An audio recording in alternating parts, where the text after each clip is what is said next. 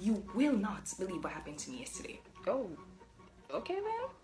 I met this really cute guy and we planned a date, but he put a rabbit on me. What? I'm sorry, he did what?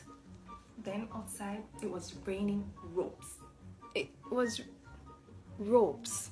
It was such a horrible day that I actually fell into the apples. What apples? And then I tried to talk to my sister about it, and she told me that my attitude was drawn back by the hair. What? Are you okay? Is everything okay here?